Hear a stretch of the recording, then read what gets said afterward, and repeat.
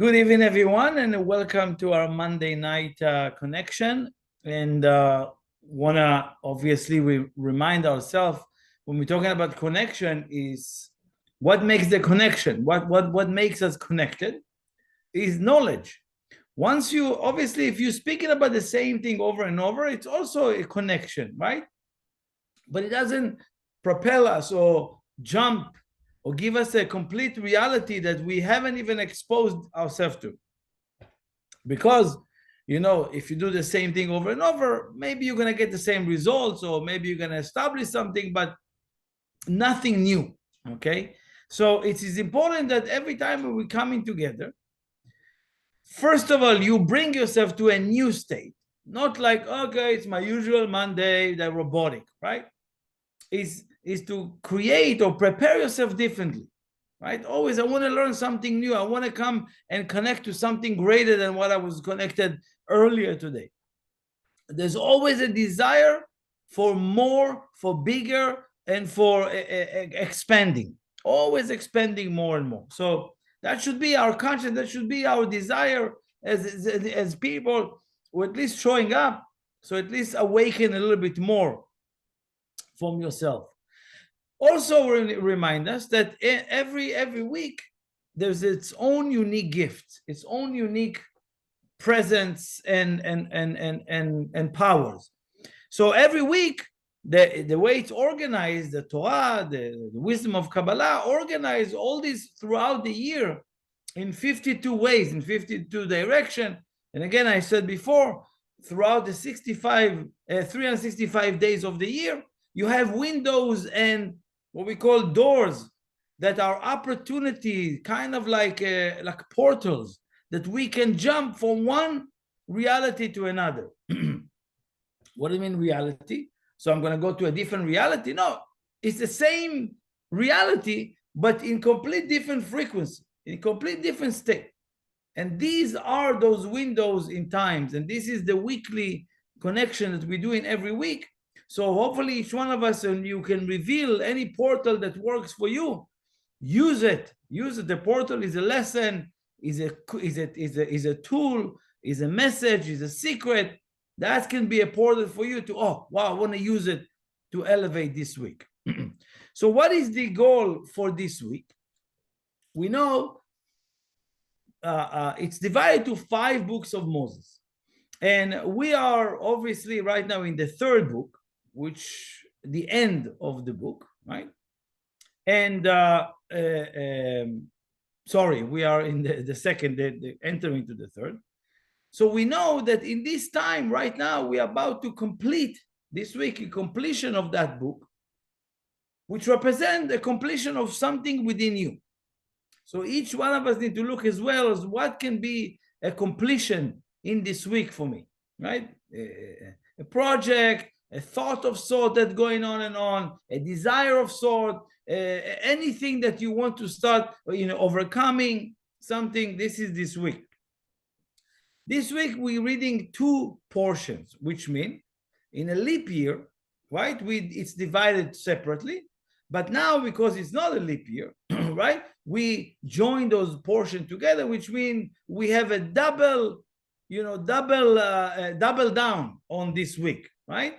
So you have Vayakel, which is the gathering, congregation. Moses gathered the Israelite. This is this week. And then Pikudei, and then he gives them the order, right, of what needs to be done. So let's understand the big picture. What is the gift that we want to receive this week, and what is the conscience I need to have to achieve or to get there? Again, every week I get so many secrets. I'm very excited sometimes to share many more secrets, but sometimes it's good to keep, 1 or 2 or 3 so we can have it. But, I always think maybe people listen to it again and again, so maybe they can hear other secrets that they missed before. But this week, interesting enough, in the end of the portion, it reveals its ultimate, what we call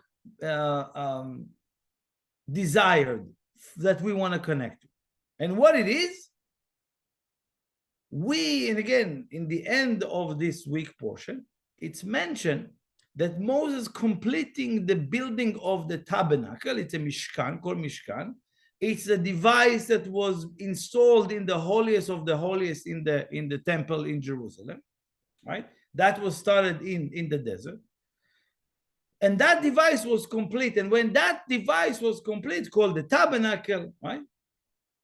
The clouds, it was a big, big Hollywood scene in that moment.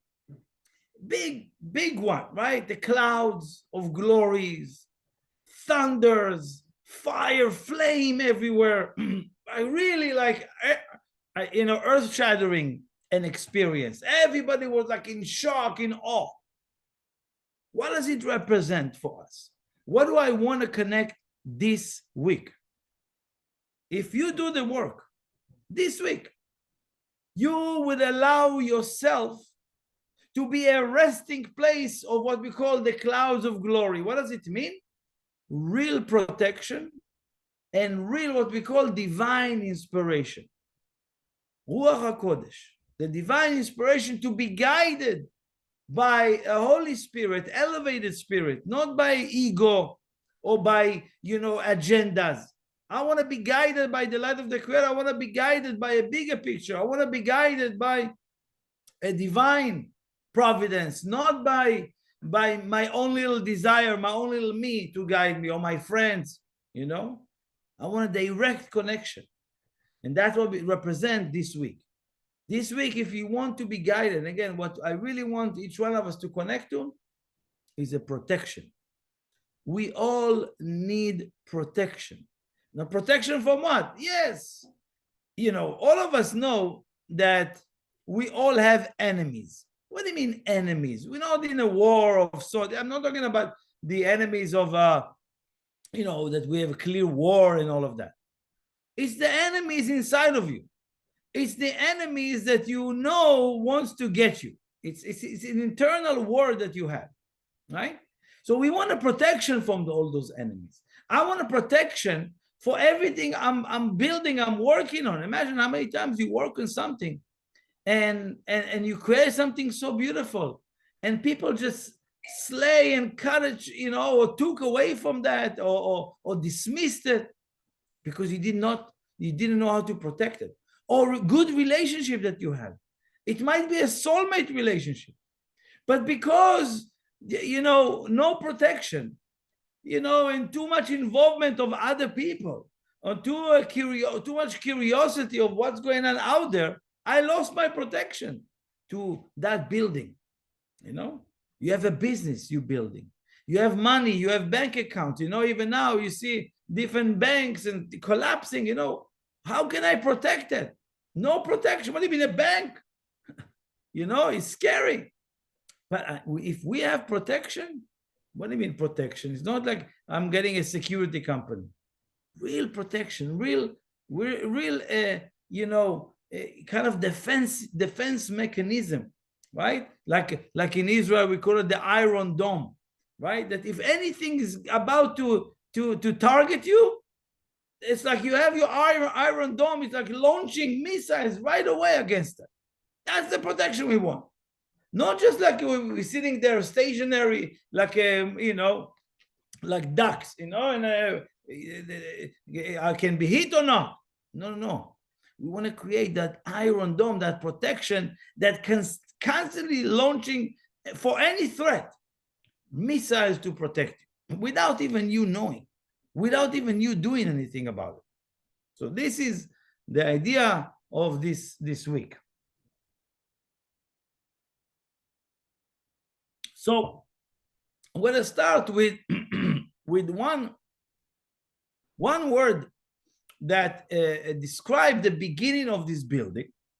It says that the instruction was to rebuild the whole tabernacle, which is the structure, which is what we call the holiest of the holiest. You have to rebuild it again. So wait a second. In the last couple of portions, we spoke about that they building the tabernacle. Now we're saying it again. What's the difference? Why we need to do it again? It's actually almost 3 portions speaks about the same thing. Speaks about the same thing, almost like identical portion. Why? It says Moses got instructed to rebuild again the tabernacle. Why? Because the people that were engaged in the previous building, they were what they call it mixed multitude. Evil people. Evil people.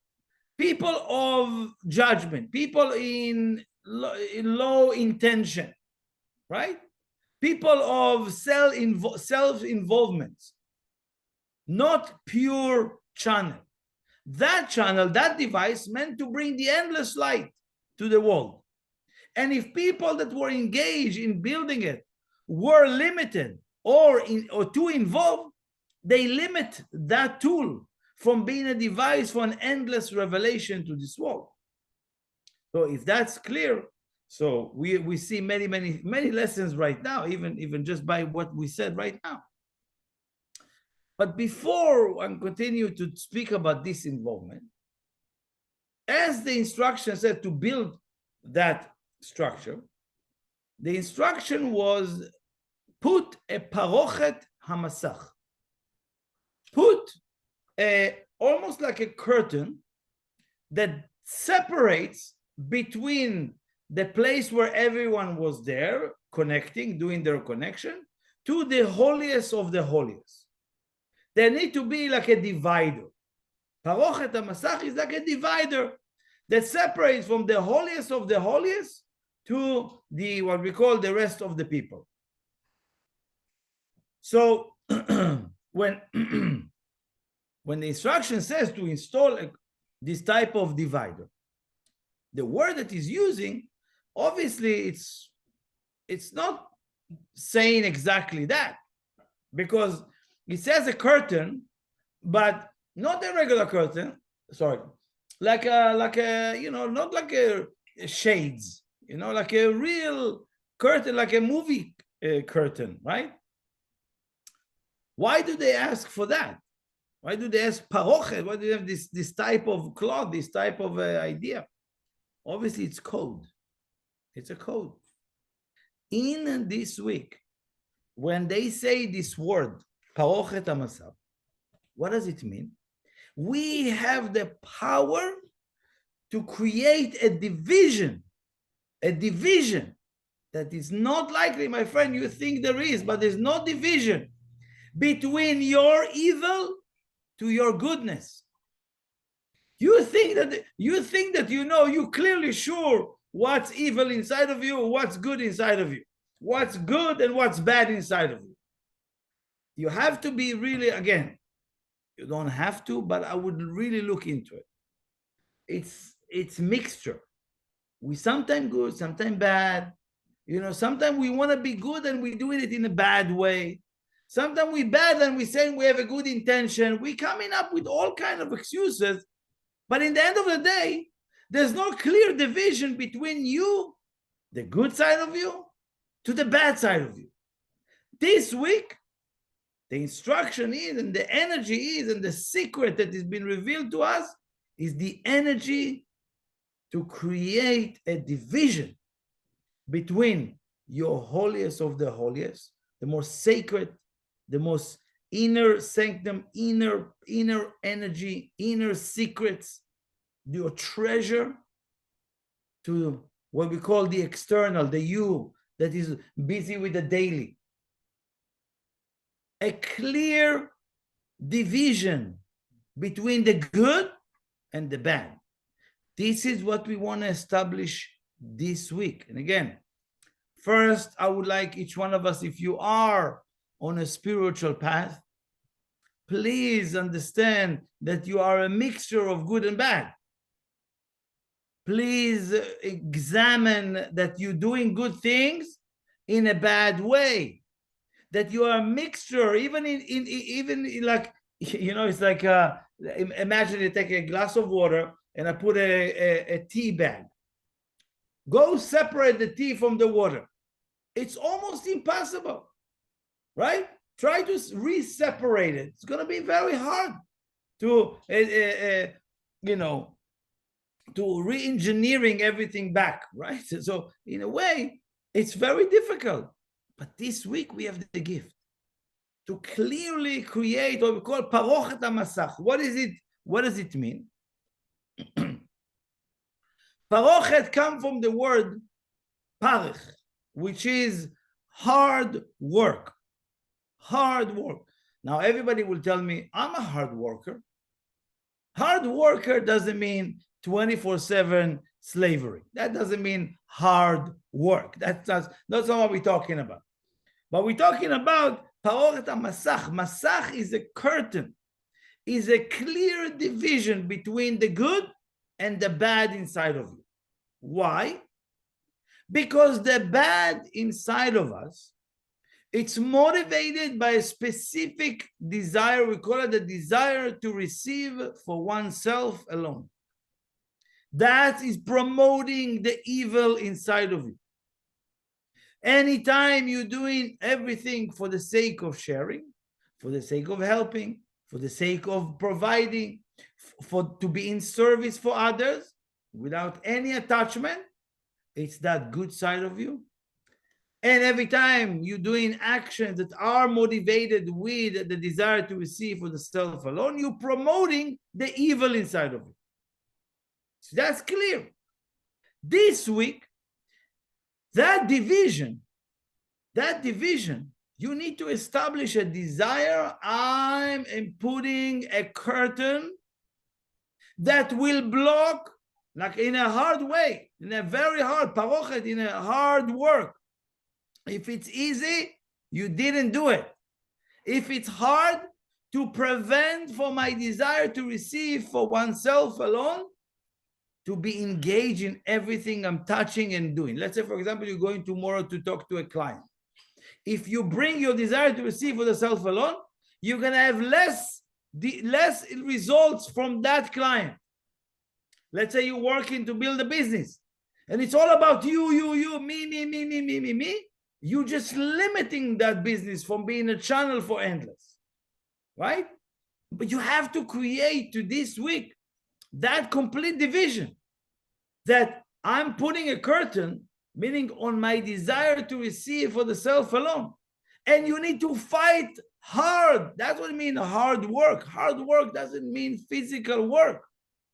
Hard work is mean that it's going to be the hardest thing to completely remove the desire to receive for the self alone in everything I'm doing. But if it's easy, you haven't done it. If it's really, really hard work, you protected the holiest of the holiest. The most sacred part of you was created in creating a protection that no one can take from you. No one can harm you. No one can harm the business. No one can harm your bank account. No one can harm your health, right? Nobody can create a heart attack for you. No one. Because it's protected. It's protected. By how? By very hard work. What is the hard work?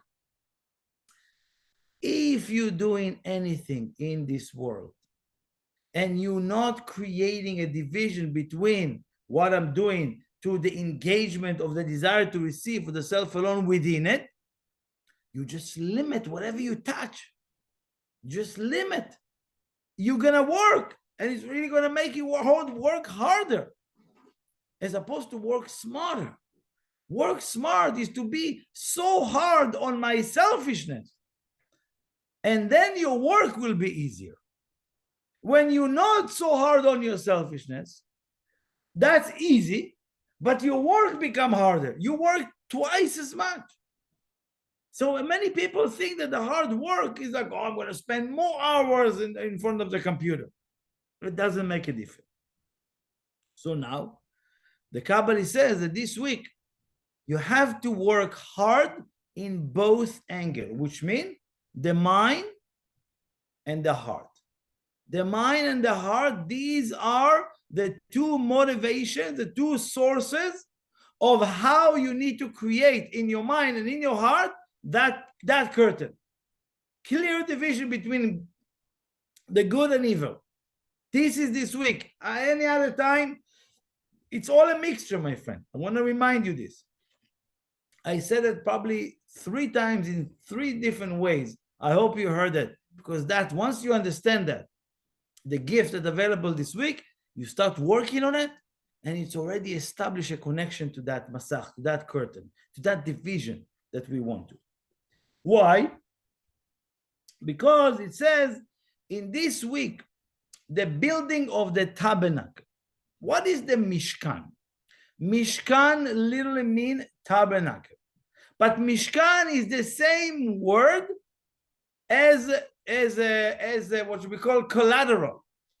So for example, if a friend of yours, you're lending money, you're lending him $10,000, and you have a car worth $10,000. So he says, here, this is the car keys, this is the collateral, right? What does it mean? It means that my friend knows that if I don't pay him the money, he takes the car, or vice versa, right? Collateral. This is what happening this week. The Creator gave us a collateral, right? What does it mean? Gave us the Mishkan. Gave us what we call, the word Mishkan is called from the word Shechina. It's the same word. Shechina is the female energy of the light, right? We have the male and female energy, right? So it's like, it's not man and woman, right? Because in any man and any woman have the female and male energy. There has to be an operation system to all of us. So obviously the Creator create within this week what we call the Mishkan, that structure where he deposits the Shekhinah. He says, you know what? I'm giving you the most important light of me. But remember, you have to give it back to me. Or if you're not doing the work, I'm taking that away from you. That's what we created. And that's what we're receiving. So therefore, the Mishkan is the inner structure that each one of us creating. How do we create that? What do we need to create and open within us, as we call it in this week? He says, he told them, create the Mishkan with, he gives us the metal, Zahav, Kesef, and Nechoshet, with gold, silver, and copper, right? Not copper, copper, right? Bronze, I think. I think bronze is not copper. Copper is the coins, right? So we know that it's a code. He tells them, okay, you have to build a Mishkan with gold, silver, and bronze. What does it represent? Gold represents left column, which is the desire to receive. Silver represents the right column, which is the desire to share. And the central column represented by the bronze, which represent the desire to receive for the sake of sharing. These are the mechanisms that the Kabbalah is working on forever, and everything that we teach, everything that we study as well, geared and allow us to build that mechanism exactly like the light bulb. Exactly like the light bulb. You gotta work on these 3 kavim, 3-column system. That's what he says. So what is he saying? If you can create this week, this is what our job is. Not no one we're gonna create it for you. You need to create it. How you working in receiving, meaning looking into your desire, how big, as how strong, how the desire is manifested or not. Sharing, what is the level of sharing that you have? How much do you really want to share? How much do you want to give? Also look into that. And how much you're willing to surrender the selfishness in order to let that light flow through you. That's the building of the Mishkan. But what are we building? We bring in an atomic structure. It's like almost like holding the atom inside of you. So like it's an explosive energy that it's like a generator, that endless generator. That's the Mishkan. Once you build a strong structure, then the Creator will install that we call the Shekhinah. because you can handle it. If you have a structure like that, that you want to live like that life, some people decide, oh, like I said last week, actually not in this class, but I said that many people live in a one-dimensional reality, right? One dimension. What I want, what I see, what serves me, what I need, what's in it for me, only what I want, only what I said, that one dimension, right? One dimension also can be, I'm willing to do something for somebody else unless, only if it's serving me. One dimension. Some of us that are spiritual people, or at least the beginning of a spiritual process, you're going to find people having two-dimensional reality, right? I understand there's another side of the coin, right? People sometimes getting to that level that they realize, you know what? Maybe there's another side to the story. And you realize, wow, actually that person really is really spiritual, but there's two-dimensional person, right? That I realize that there's only not one side. There's two sides of the story. Or let's put it this way, they might think about the interest of the other person. But the third dimension, we call about the 3D dimension, as the Kabbalah speaks about, meant to elevate us to see the full spectrum of this world. But the real conversation we want to have, which eventually I'm going to speak to you about it, is the fourth dimension. What we call in Kabbalah the 4 phases. The fourth dimension is when each one of us completely defeated time and space. The time and space doesn't really work on us anymore. That we are not bound to this, to this time and space reality. That we are already not aging anymore. People are already aging and we're like continuing, right? So we have to achieve that. But in order to achieve that, we need to go through all that processes. And what allows us to really stepping into a reality like that, that time and space is not even a factor. Because really, time have no problem that you overcome it. Have you ever heard time complains? Right? Have you heard times like, I hate those people? No, time doesn't have any holding or shape or color or smell. Doesn't have it, right? Time have only one direction, forward. That's it. Have zero attachment to you, what you're thinking about it. Time doesn't really, feel bad if you want to stay stuck. Time keep going. Again, we're going to learn how to overcome that, how to bypass time. But first, what he says, you have to establish a relationship with your Kodesh or Kodashim, the holiest of the holiest within you. And that is when you start working on what we call in Kabbalah, Ma'arechet Shloshet HaKavim, the 3-column system. Right? That's what we're working on, as I said before. If you look into previous class, I'm not going to go into many details about it, but this is what needed. Now, we spoke about that we had to rebuild the whole tabernacle again. Why? Very simple. Because the people that built it were what we call mixed multitude, Erev Rav. Now, I want to tell you what it means to our life. Because most of us are, what does it mean in my daily today? In my work today? It's very simple. Very simple. You want to know what is Erev Rav? I'll tell you what it means. It's how many times you heard or you saw that people, right, not minding their own business. Have you heard that before? Right? How many times you actually internally saying to people, mind your own business, right? Don't stick your nose in something that is not related to you. What makes us want to get involved? Or let me tell you my opinion. Every time you have that, you are a channel for that Erev Rav, to that mixed multitude. What does it mean, mixed multitude? evil people. These evil people that want to be engaged in limited the light of the Creator in this world.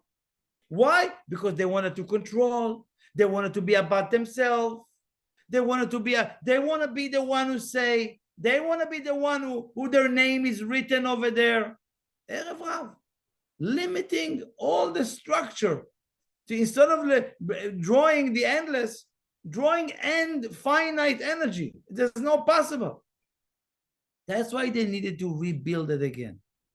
So each one of us need to look into something that sometime you go into relationships after relationships after relationship after relationship. Sometimes you're going through a business after business after business after business. Another deal and another deal and another deal. Another job and another job. Another career, another career. Again and again and again. Why? Why do I have to go back again and again? Because you came with your Erev Rav. You came with that energy. Anything that you touched, anything that you bought, anything that you engage, that have that type of energy, it has to be repeated again. Has to be repeated. Everything has to be repeated again. And it's interesting that you find yourself like in a loop, but it's really not a loop.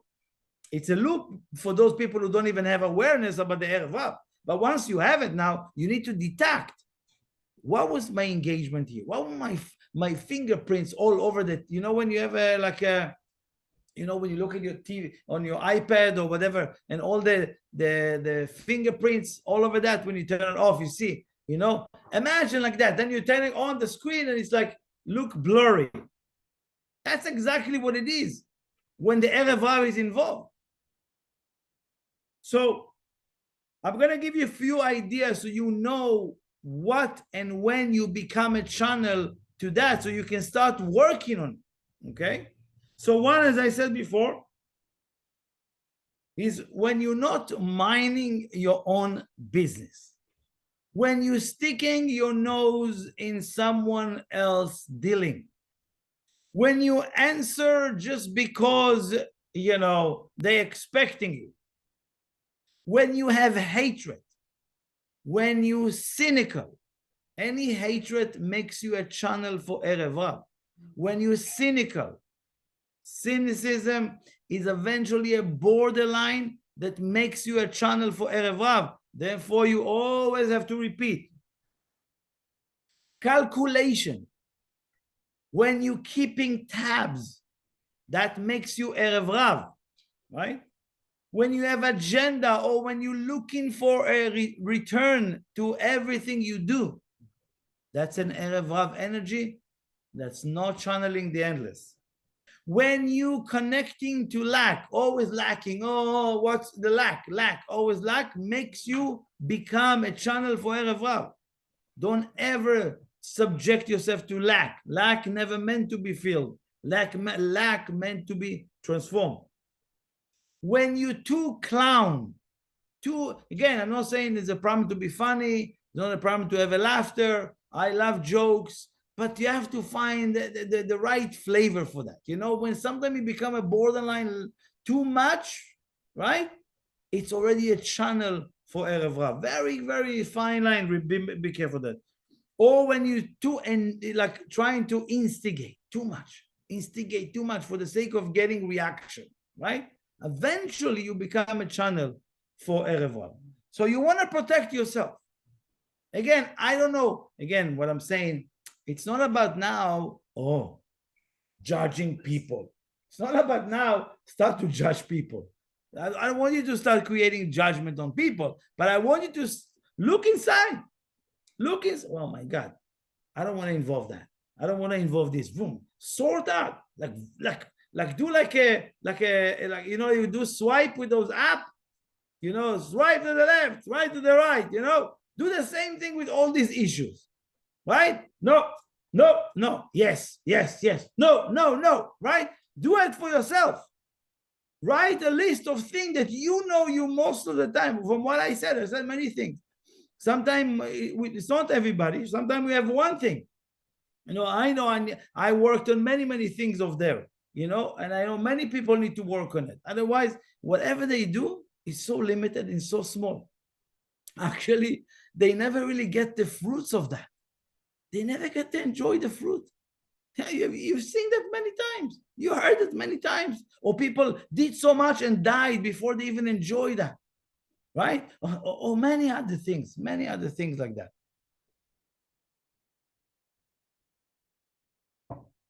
Like you started a company, right? And then you could not continue. Either you are the Erev Rav, right? You wanted to see it happening, and eventually they took you out. Or the rest of the people, Erev Rav, and you were protected to be out of there. It doesn't matter which side. It means that Erev Rav was there. You had to be pushed out, or either because of you or because of everybody else was engaging in themselves. So hopefully, I hope that this week, we completely create division. Because if you cannot create that division between what's evil inside of me, what's good inside of me, it's always going to be a problem for you to grow. It's going to be very difficult for you to move forward in life. Next, and again, I want to say the last one is Mishkan Ha'edut. It's called Mishkan Ha'edut, which is Mishkan, the tabernacle, or that structure. Edut is witnessing or testifying, right? So in a way, they call it this way because it's that one thing that witnessing the light of the Creator, right? Mishkan Ha'edut. But what do we want to connect here? What is that Mishkan? What is that structure that we're building in this week? Ha'edut, if you read it from the backward, you get the word toda'ah. Mishkan HaToda'ah. Toda'ah is an elevated state of mind. It's consciousness that doesn't really connect to this physical world. That's what it represents, that Toda'ah. But what do we want to receive from as a result of that structure? It says, the Kabbalah says, is in the moment that you see the external and the internal at the same time, meaning that the cause and effect are connected. You see the cause and effect. Most of us don't know the cause and effect in life. Sometimes, you're going through something difficult. You don't know that's the cause, that's the effect of 60 years ago, you didn't do something or you did something wrong or something bad. But 60 years ago, how am I going to know, right? Or 5 years ago or 500 years ago. All what we experience is a bad effect or negative effect. We don't know what was the cause. The same thing, when you're doing an action, you don't see the cause of that, the effect of that. Here, what he says to you is that you want to be able to see or receive at least a consciousness. This week is this consciousness available to achieve the level that I see all the dots are connected. Anything that in your life, it's like dot here and a dot there and a dot here. I don't know what's going on. This week, in a meditative state, in an elevated state, with the work that you can do on yourself, you will be able to connect the dots. That's the consciousness we want to achieve. That I see the inner and the outer are becoming one. I see the complete connection between what I'm experiencing externally and what's happening internally. This is what I want to receive. Because sometimes I feel one thing and what it looks like, it's not the same. Sometimes I'm experiencing a certain reality, but internally I'm disconnected from that. This is this week. This week, we want to unite the inner and the outer, but we want to see what's the connection.